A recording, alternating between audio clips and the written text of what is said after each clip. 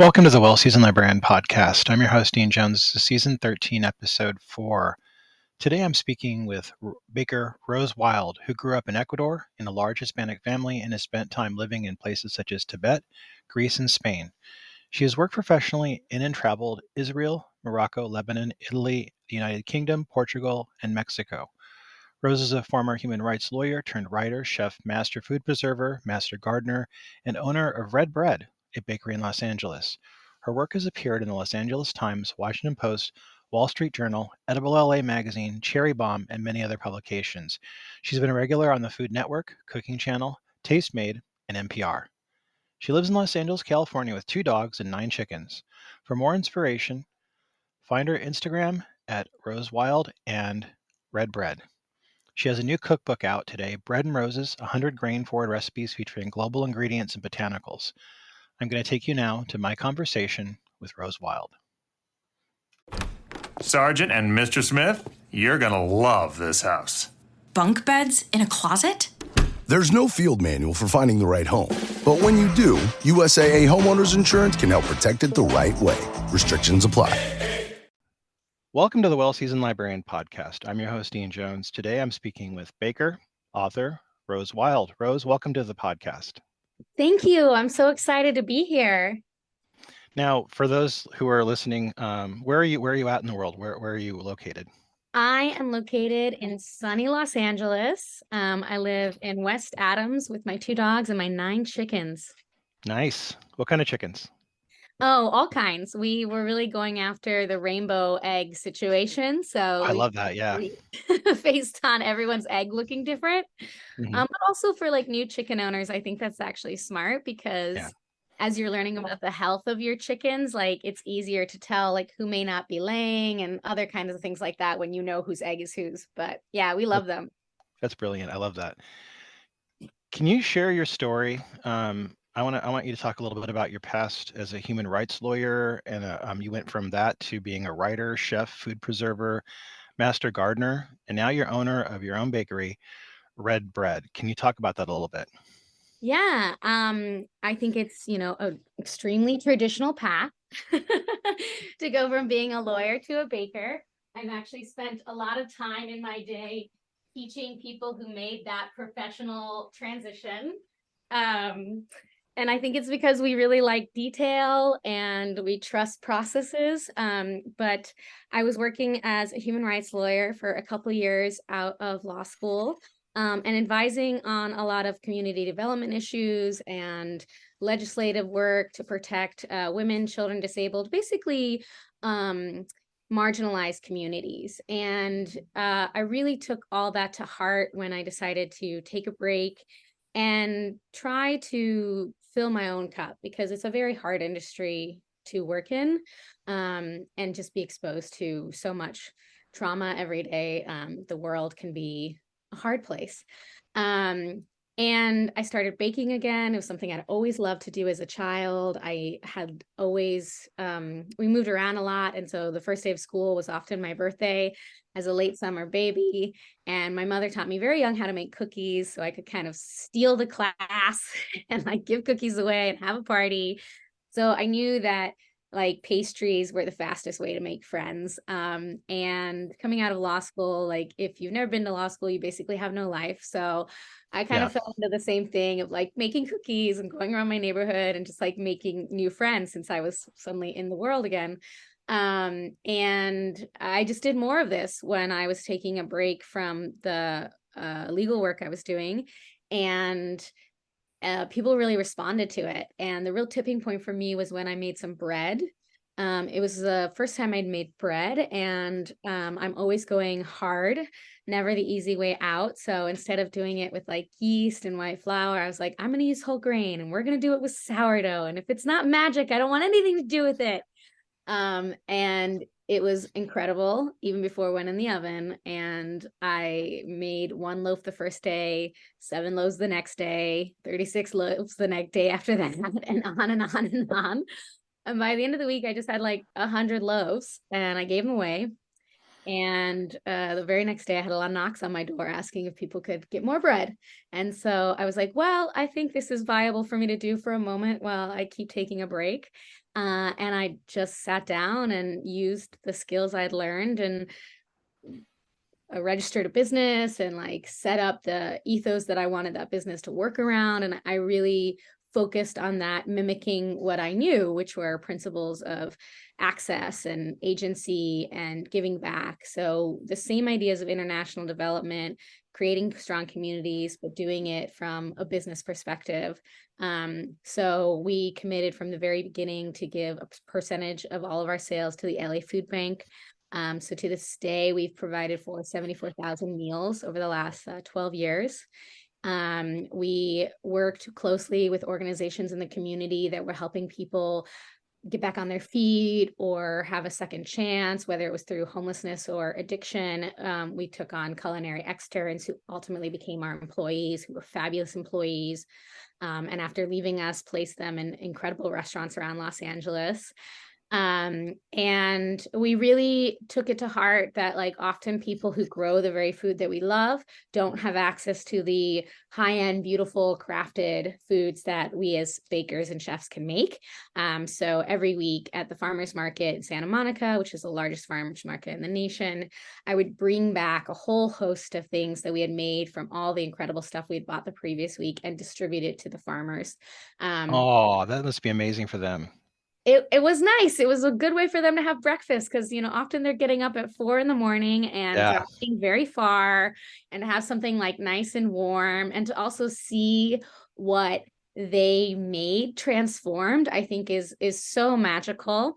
And the bonus that I didn't see coming is that suddenly all of them were giving me the things that they were just growing on their own, that like they weren't bringing to sell, but like they were excited about. So I got to try all these really cool new vegetables and fruits that people were playing with that they were passionate about. And I think ultimately in any industry, but also in food, like you feed off each other's passion, that exchange, that's all food is about. And so that just made me really more excited to do what we started doing. So yeah, and then 12 years later, I'm still a baker, so I must like it. I love that. I want to ask you though, it doesn't sound like, it was much of a career change really, because you went from being a lawyer, human rights lawyer, and then you also worked as a gardener and a food preserver, and then you had the red bread. But it sounds like you transitioned a lot of the things you worked in those earlier times to your bakery now. Is that correct? Yeah, I feel like I am still using my law degree every day.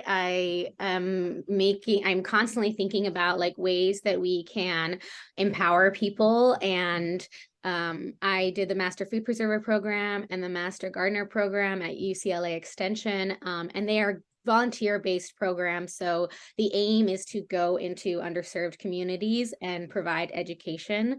And I think that we underestimate how empowering food can be. When I was working strictly in law, so many of the issues that I covered working with these communities were access to food and just basic necessities. And I think we can often then be blinded by the need we have immediately around us in our community and how much power we have to help and how much that help can like ripple and multiply. So I think the same ethos have always driven me no matter what I've done. And it's because of that I think that I can sidestep to seemingly very different things, but it's very much the same. I recently wrote a cookbook. It was basically a really, really long, much more colorful memo. So I like that. I love that. For those who don't know, memo is legal speak for memorandum, which is usually a really boring document. But Yeah, I didn't realize other people wouldn't know that. I worked in a legal library for a long time, so I know a lot of these terms. Yeah. Well, as you know, we legal minds like to define terms, so I'm always hyper aware of when someone might need to define a term. I like it. So you were working with sourdough early on back in the 2010. Now we've come a long way, and sourdough became a national obsession during the quarantine, and people now still are, we have a lot of breadheads now, but it wasn't so much, 10, actually now 13 years ago. What was the learning curve for you with that, and where did you kind of get your resources to learn about using sourdough? Yeah, I love that you bring that up because I suddenly feel like my job is a lot easier after the pandemic because people did invest in this craft and they have a lot of those terms at the ready. But 10 years ago, when I first launched in 2011, it was the height of people being terrified of gluten, not knowing what it Yeah, was, but being yeah, so scared, and everyone was abandoning bread. And not only for my work in law and food systems around the world, but in my travels, I had just seen that commonly the main basis for food for most cultures around the world is some type of grain, is some type of bread. So it couldn't possibly be the bread that was a problem. It had to be what we were doing to it. So I think it was helpful for me to have those experiences with other cultures to check the experience in this country, because often we forget how different we are from the rest of the world, especially when it comes to our food system. Our food system is very much geared towards manufacturing and industry and stability on the shelves, and less towards diversity and a rich region in terms of the fields and a lot of fresh things on your plate, which is how a lot of the rest of the world is still operating. And sorry, I forgot where I was going. no, it's okay. Like just the evolution of your usage of sourdough and what you've Oh, learned over yes. time. So I again was like, okay, well then how does most of the world make bread? And it's through sourdough, because having things like leaveners on the shelf is an economic access issue, right? Like we Yeah, have that economic access, and that's not always true. So I just wanted to make what I thought in my head is real bread. Like if I could again define the term as succinctly and purely as possible, very much coming at it from that legal perspective, bread was flour, salt, water. So I was gonna have to figure this out.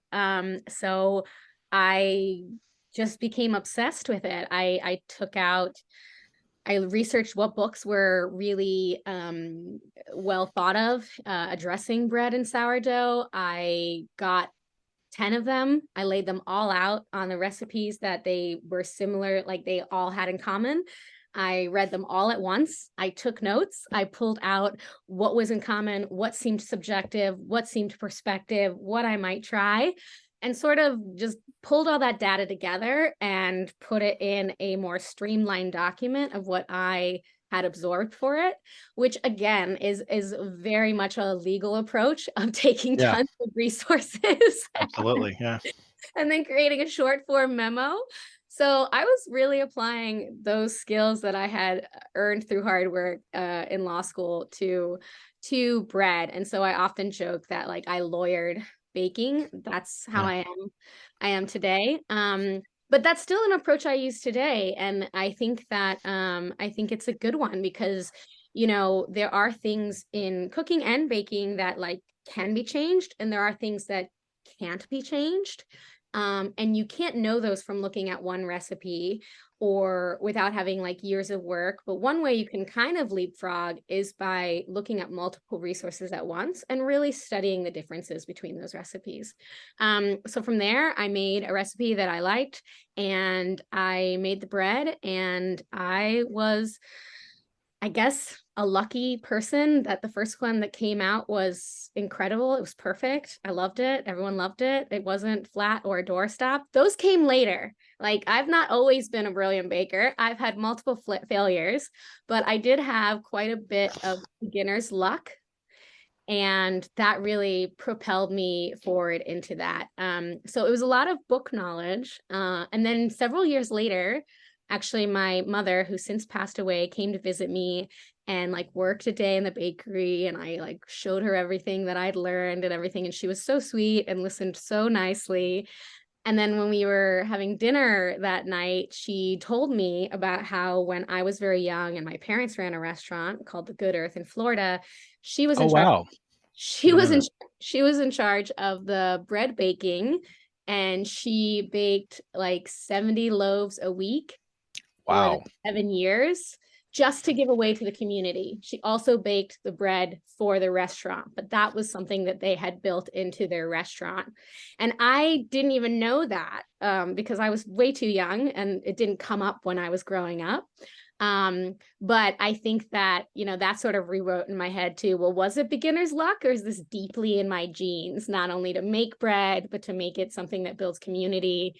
And then I became fully convinced when she told me that my grandfather, her father was a lawyer, and his obsession to relax himself was to make bread. So I love that. This is destiny. I'm just the first one brave enough to make it my full-time gig. I love that, how it's kind of been in the family. Uh-huh. What has your process been how has red bread changed over the years since you started it? Red bread has taken a lot of forms. Initially, I started off on an electric bike in Venice Beach and would just have people order online. So it was really in the beginning of Instagram too, and we were testing that as a selling model. And it was a lot harder then. Now it's kind of breezy to put something up and have people purchase. And then I was supplying to little cafes, and we started the market. Eventually we did a Kickstarter campaign and opened a brick and mortar on Washington and Lincoln for a couple years, which was really special. We won a lot of awards while we were in that location for like best bagel, best rye bread, best pie, best cake. And again, I think what set us apart was like using whole grains and using sourdough to leaven things beyond bread, which was also really different at the time. People are playing with that a lot more. So there was a lot of education we had to do back then, like joyful education to get people caught up on like why this was special, why it mattered. But I did notice that even just looking at it, people knew it was different. Like, I think it's visceral, the reaction when you see good food that like actually looks like good food and is not like camera food. And then we had that place for a couple years, and eventually we closed it down in order to open a larger thing, which we couldn't find the right location. And I wanted to do some more like R&D because we'd been running Red Bread for like 4 or 5 years by then. So I did a stint at a hole in Emble butchery. I worked for a year and learned butchery. And then I worked stage at a couple places around the country, like Statebird Provisions in San Francisco and Elsky in Chicago for a couple days here and there. And then came back to LA and ended up working in fine dining at dinner because I felt like I kind of knew the morning and I wanted to see what we could do with nighttime things. So I ran the pastry and bread programs at Manuela downtown LA, at Rustic Canyon under Jeremy Fox, and at Rossoblu, and then helped Evan Funke open Motherwolf, and really just tried to instill the same values of like whole grains in everything, really deeply flavored desserts and breads that were rustic and really real and sourdough based. And then the pandemic hit, and I decided that I wanted to kick back on Red Bread in full and offer cookies and breads and especially cakes, because it had this strong feeling, we were also scared, we were also isolated, and cakes are something you associate with gathering, with joy. And it became like this act in order to offset that sorrow, like have a cake for any reason, have a small cake, have a big cake, eat it over Zoom with your friends. In much the same way that I felt galvanized when everyone was like, gluten is terrifying, to like bring bread back to the conversation. When everyone was scared during the pandemic, I felt galvanized to bring back joy, and that meant cake. So now that's what I've been doing the last couple of years, is doing a lot more private events, a lot of weddings, collaborating with a lot of brands to create recipes for them, and still doing like really large, fun celebration cakes. I wanted to ask you, for the people that are listening who are not familiar with bakery running and how it operates, what are some of the rewards and challenges of running a bakery? Wow. Well, rewards are easy. There's always delicious things lying around to eat. Yeah. There's also, I think that, it especially in comparison to restaurants, I think that bakeries offer a much more communal environment. There are few tasks you can do in a bakery that don't require more than one person. You have, like, if you're making cookie dough, you're making 400 at once and you need 2 scoopers. You need someone to help you. Or bread, you need someone to be folding while you're shaping. As a restaurant, you really, like, you're in charge of one station and that's all on you. So even though you're around people, I found that sometimes isolating. So I think there's a wonderful community in bakers. There's this real sense of generosity I find among bakers too. So really good people, good scrappy food to eat around, and really good community. I think the drawbacks for most people, let alone getting into the business, is just the hours. Having your whole life start at 2 a.m. and you're done by 8 can be really hard for a lot of people. I mean, all people, honestly, but some people adjust to it better than others. I'm a real big fan of the European penchant for doing fresh bread at 5 o'clock and then get old bread in the morning for toast. I don't know why we flipped it in this country, but it means terrible hours for bakers to get fresh bread at 8 a.m. And then just from a business perspective, like running a bakery can be extremely difficult because we naturally we place these subjective values on food, and we are often willing to pay a really high amount for a sit-down dinner with a small steak and some vegetables, and we're really paying for the whole experience. So our mind's like, okay, this is okay. But going to get a loaf of bread, a loaf of sourdough, that sourdough likely took 36 hours, way longer than that dinner you bought. But it's very difficult to get people to see the same value level. And that's changed. Like, people are starting to understand that, like, bread is actually really, like, foundational and nutritious if treated correctly. Sourdough helps break down the complex proteins so you can eat them easier. Whole grain assists you in having just more nutrition and more flavor. And those breads are now getting a price that is more reflective of their cost and labor. But I think that's just true. Like, all of these pastries we buy in the morning, we don't want them to be more than $5, but, like, there's butter in there and fresh fruit and nuts and, like, all the really delicious things of life. So that can be a real struggle to, like, just stay afloat. And also, you want to hire good people, you want to give them a living wage. So I think these are things common just in running a food business, that the margins are really thin. So tip well, be nice, and support all your local restaurants and bakeries. There was something that in your book that I really thought was interesting. You talk about your zero waste policy that you have with red bread. Talk about that zero waste policy and how you adopted it.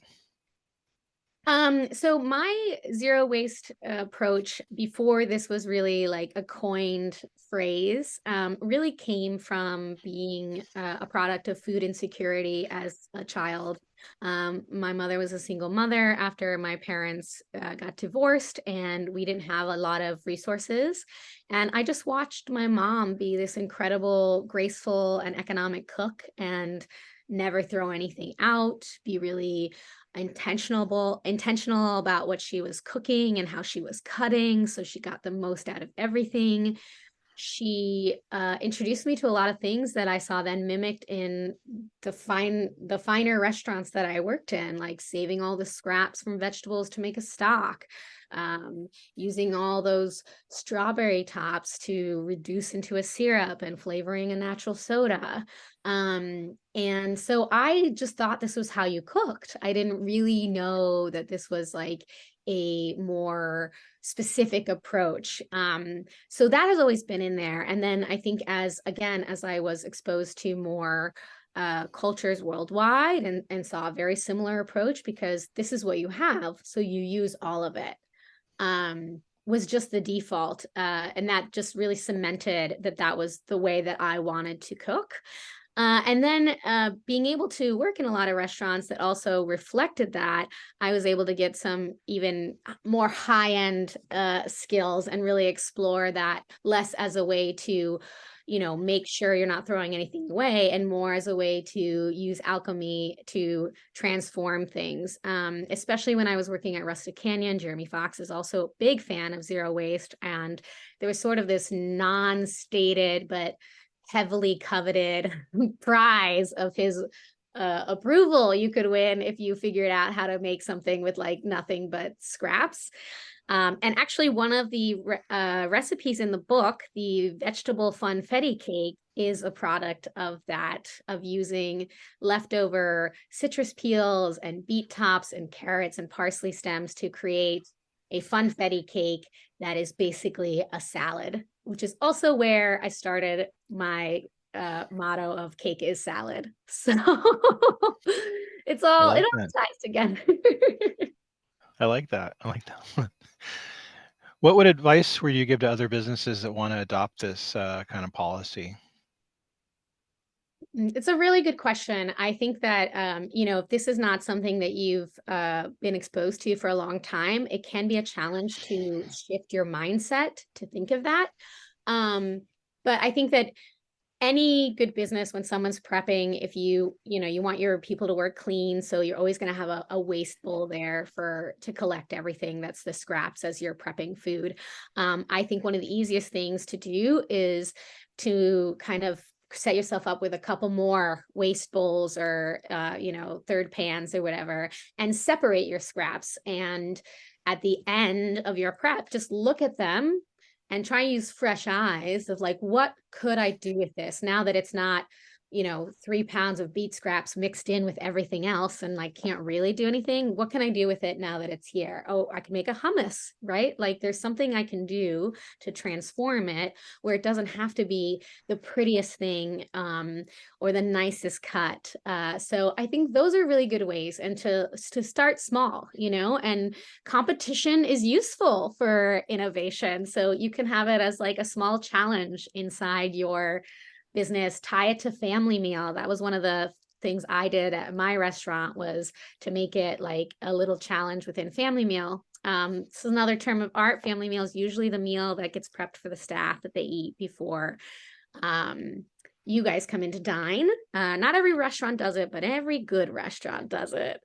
So I think those are good ways. And another way is just to like look into whether or not your city offers composting, because oftentimes it's just making a phone call and getting that extra bin in your restaurant, and then giving your staff the education, and that can cut down on so much food waste, because even though you're still throwing out some things, they're going into the ground, into the garden, into a farm, rather than into a landfill. So I think those are easy steps that are fun and useful and attainable. So today, your book, Bread and Roses, will be out. This is Bread and Roses, 100 grain-forward recipes featuring global ingredients and botanicals. Talk to us about this book and what you wanted to convey to the public with this book. Yay, book birthday! Yay! Woohoo! I know. I wrote this book over the last 2 years. It's been a lot of work. Writing a book is a lot of work, but it really is a culmination of basically the last 12 years in this industry, cooking, and my understanding of different grains from my world travels, and also, as I said, growing up with a mother who was already sort of geared towards that. And I think it's similar to all my other motivations. Like I want to, again, champion the things that I think that are fantastic and beautiful, and we've just lost them on our plates. And for me, working with doughs as my primary thing, whether that's cooking or baking, usually it's 80% something that has zero flavor, zero nutrition, and it's quite difficult to eat, which is all-purpose flour. That for me is like such a huge opportunity to insert flavor and nutrition that I just think like, why wouldn't you? And so that's really the approach in terms of like getting you excited about whole grains, is like you have this opportunity to eat more, for it to be more delicious, more nutritious, more digestible, like just more. And who doesn't want to eat more? So I'm really excited about for people to explore these whole grains and really see them in the context, because I think that oftentimes when we're learning something new, it can feel like there's no clarity and it's a lot of noise. And so because I really like to keep things in context and center them in the cultures they're from, again, from my work as a human rights lawyer, this book is organized globally. So you're going to encounter these grains in the regions of the world that they're from, paired with produce from the regions of the world that they're from, and then finally paired with botanicals. A lot of flowers, a lot of leaves, a lot of stems. Another thing that we've sort of lost in our common food ways, we think of flowers on a plate as like fine dining, Michelin, 11th Madison Park kind of situation. Not for your everyday eating, but again, if you travel and you go to different cultures, there is so many flowers and different parts of herbs on the plate because it's usually free. You just go collect it. And it is so special and ephemeral and telling of like that week in the season. And there are days set aside for communities to go off into the mountains and gather different flowers. This is true of Sweden, of Lebanon, of Japan, and to put those on your plate. Yes, because it's beautiful, but also because everything flowers. So the blossom or the leaf is going to taste the same as the fruit or the vegetable. It's just going to have a different experience, a lighter experience. So that's really where the idea of Bread and Roses came from, is to kind of give back to our food systems these really delicious and beautiful things that we've just lost track of. And I hope that through the use of the beautiful illustrations from Stacy Michelson, you learn a lot about where all your favorite foods come from and how rich every bioregion of the world is. And one of the fundamentals of food, which is that what grows together goes together. So I really hope that this book can be a jumping off point for people's own creativity and adventures with all these tools that I put in there. You cook with some grains that a lot of people are not familiar with, like buckwheat, barley flour, brown rice flour, spelt. You also have specific grains like Sonora and sweet corn flours. Can you talk about that a little bit, and the challenges of working with these grains, but also reason for people not to be afraid of them? Yeah, I think the biggest thing is that for people to understand that when they're working with whole grains, they're moving from a commodity product to an agricultural product. And what that really means is that when we're talking about commodities, they're standardized. So you can grab almost any bag of whole grain or even whole wheat on the shelves, which is not actually whole grain.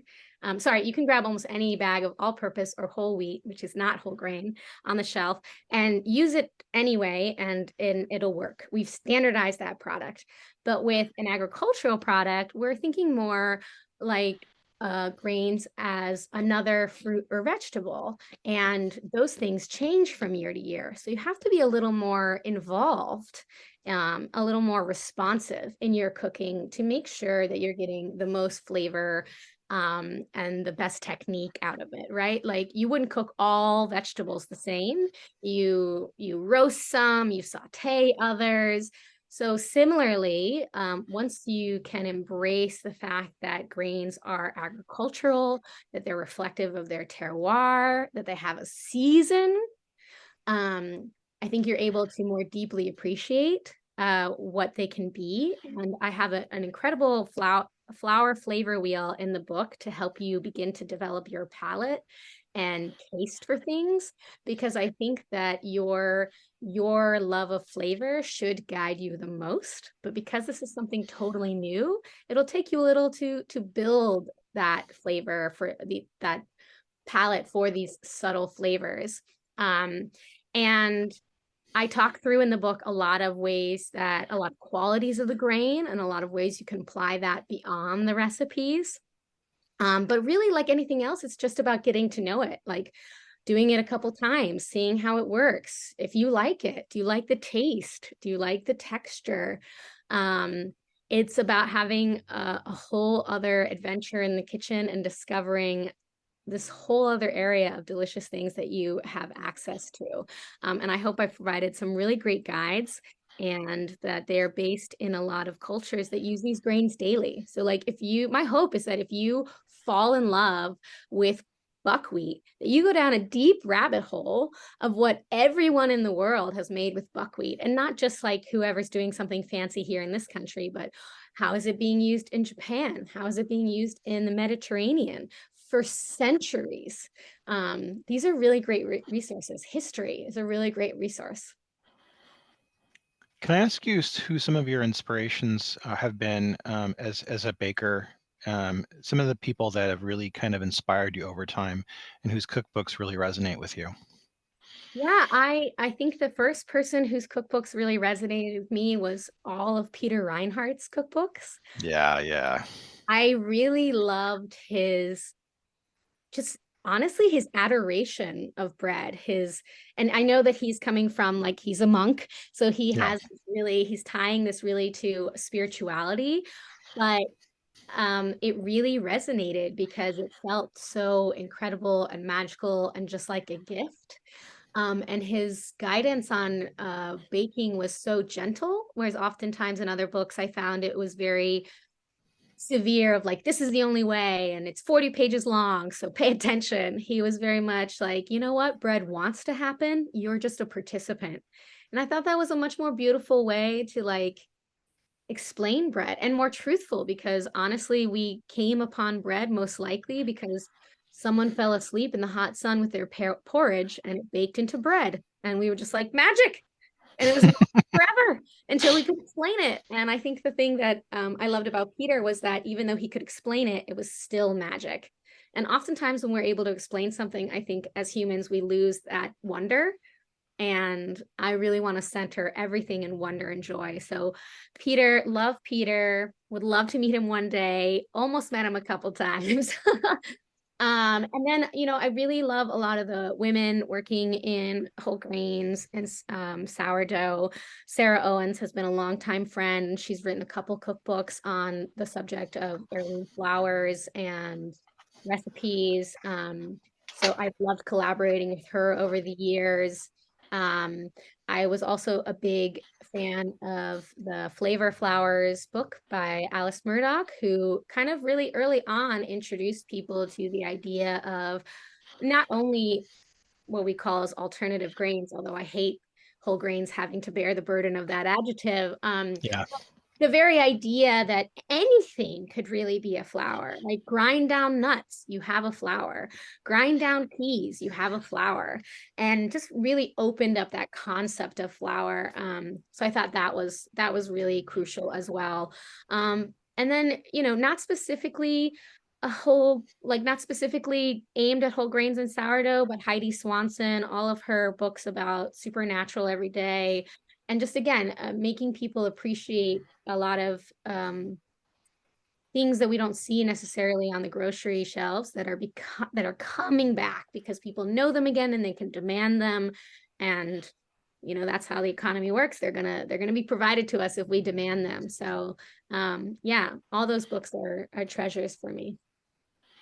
Now, you mentioned that today is the book's birthday, and it must feel like you've been carrying a book to term for a couple of years. I've heard so many people talk about that, saying like it's like giving birth to having a child. What's next for you now that this book is out to the world?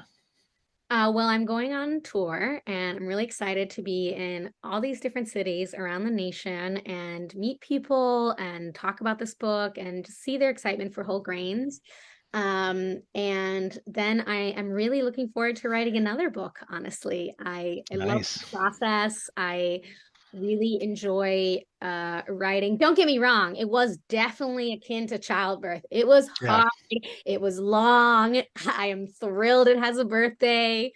But there is something really beautiful about being able to put down into words like a recipe that fills you with warmth and joy, that you've seen people love and appreciate, and think that because of the book, not only is it now memorialized, but it can be amplified in your home. Like I am just like, I'm going to be a puddle of tears as I see people bake from this, because for me, that's all I want. I want to see these recipes make you excited, make you have new flavor experiences in your mouth that you haven't had forever.